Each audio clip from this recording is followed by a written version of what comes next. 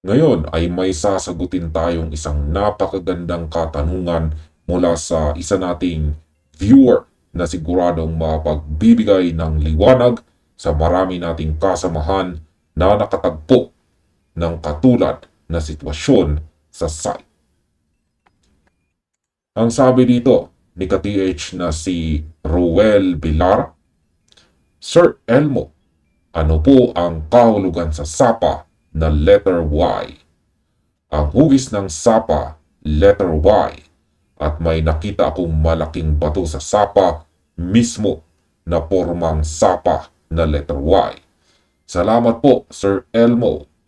TH, Dodong po dito sa Malangas, Zamboanga, Sibugay. At ayan, ka-TH, Dodong, maraming salamat sa tanong mo na ito. Isang malaking pagbati sa lahat ng mga ka-TH natin dyan sa Malangas, Zamboanga, Sibugay. Napaka-interesting ng sitwasyon mo dahil ang hugis Y na sapa na may kasamang malaking bato sa mismong pagtatagpo o isa sa mga klasikong marka. Ito ay isa sa mga klasikong marka na madalas nating mabasa at makita kapag pinag-uusapan ang kayamanan ni Yamashita. Kaya diretsuhin na natin ang pagtalakay kung ano nga ba ang misteryo sa likod nito. Sa aking sariling pagbasa at karanasan sa mga nakaraang operasyon, ang hugis Y sa isang daanan ng tubig o sapa ay hindi basta-basta natural na pormasyon lamang pagdating sa larangan ng paghahanap. Ito ay madalas na sumisimbolo sa tinatawag nating junction o ang pagtatagpo at paghihiwalay ng dalawang mahalagang landas. Kung ating iisipin ang naging taktika ng mga sundalong Hapon noong panahon ng digmaan, ang mga sapa at ilog ang ginagawa nilang pangunahing gabay o trail sa pagdadala ng mga mabibigat na kargamento paakyat sa mga bundok o papasok sa mga kagubatan. Ang hugis Y ay nagsisilbing isang napakalinaw na directional sign. Maaari itong magturo kung saan eksaktong naghihiwalay o nagsasama ang dalawang mahalagang daan. Dito pumapasok ang tinatawag nating fork principle.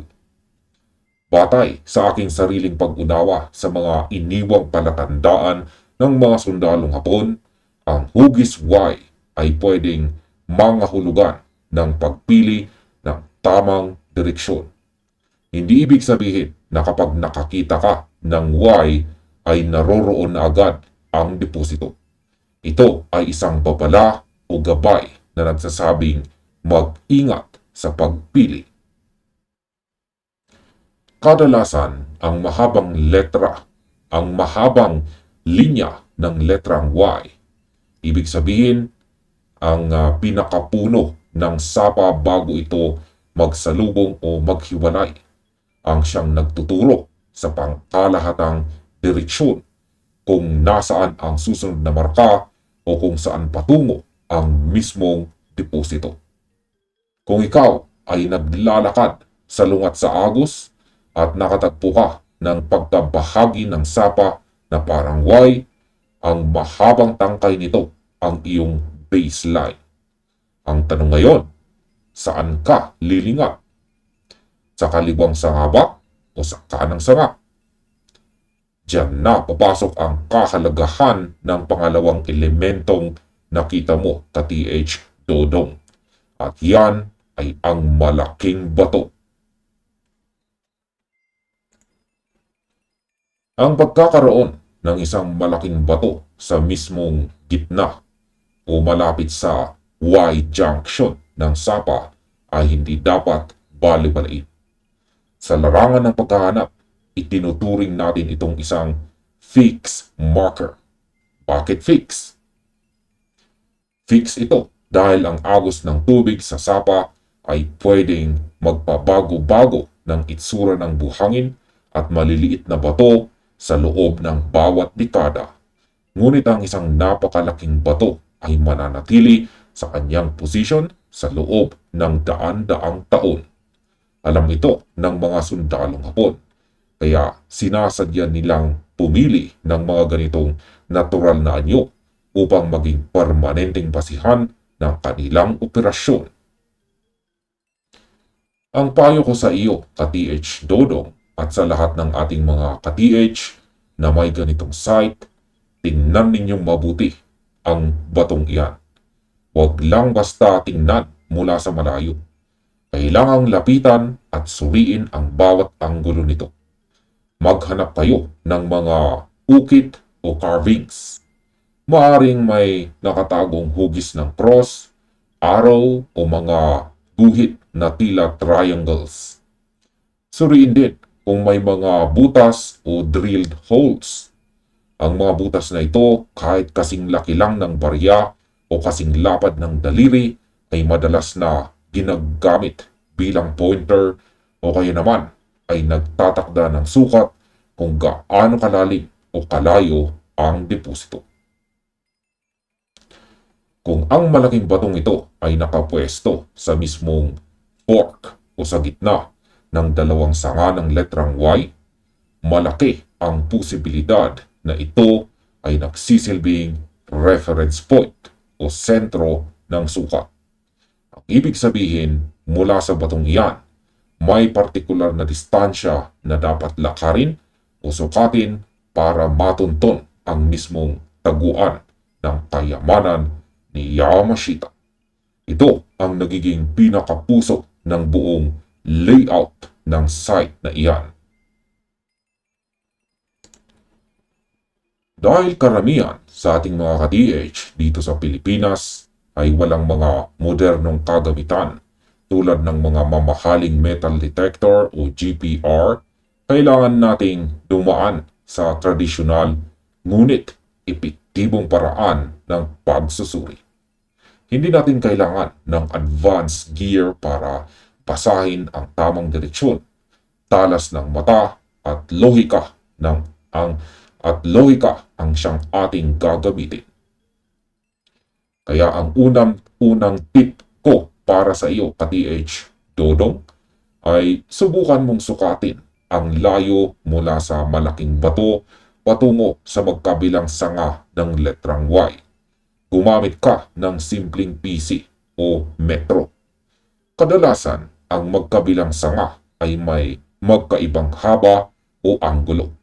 Kung may mapansin kang kakaibang forma sa gilid ng sapa, doon ka mag-focus. Tandaan natin na ang deposito ay bihirang-bihirang ilagay sa mismong ilalim ng tubig dahil alam ng mga nagbaon na pwedeng tangayin ng baha ang lupa sa paglipas ng panahon. Mas malaki ang tsansa na ang deposito ay nasa embankment o sa matataas na gilid at tabing sapa. Pangalawa, maghanap ka ng triangle formation. Tumingin ka sa paligid habang nakatayo sa malaking bato.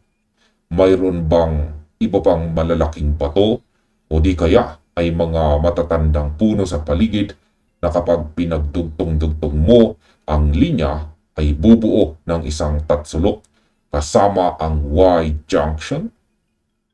Sa sarili kong pagbasa, ang triangle formation ang ginagamit upang ilak ang eksaktong lokasyon ng pukayan o ang digging spot.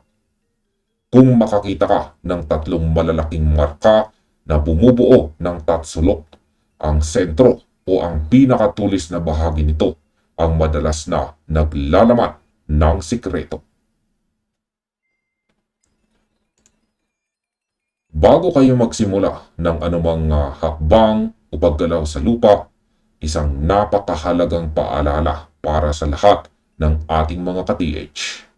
Ang pagtatrabaho o pagsusuri malapit sa mga sapa at ilog ay may kaakibat na malaking panganib. Unang-una na rito ang banta ng flash floods.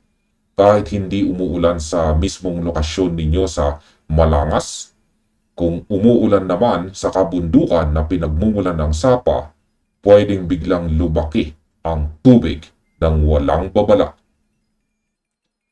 Bukod sa baha, napakadelikado rin ng pagguho ng lupa o landslide kapag kayo ay nag-inspeksyon o nagukay sa tabing sapa. Ang lupa sa paligid ng anyong tubig ay karaniwang malambot at madaling gumuho, lalo na kung ito ay may halo ng buhangin at maliliit na bato. Laging unahin ang kaligtasan ng buhay. Walang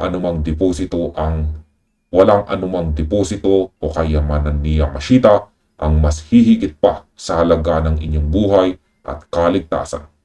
Huwag na huwag magpapadalos-dalos. Suriin muna ang katatagan ng lugar at tiyaking may kasama kayo palagi kapag pumupunta sa site upang may agad na makatutulong sa inyo kung sakaling magkaroon ng hindi inaasahang aberya.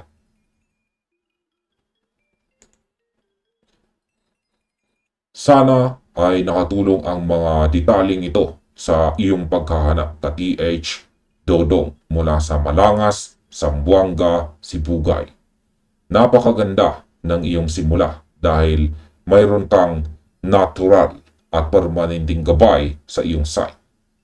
Manatili lamang na mapagmatsyag sa bawat maliit na detalye na makikita mo sa paligid ng batong iyan.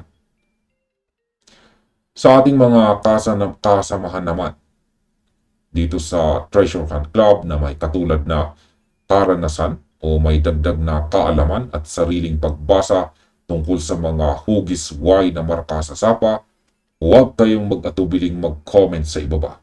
Magtulungan tayo at magbahagian ng mga opinyon upang mas lumawak pa ang kaalaman ng bawat isa. At dito na nagtatapos ang ating video na ito. Maraming salamat sa panunood at happy treasure hunting sa inyong lahat.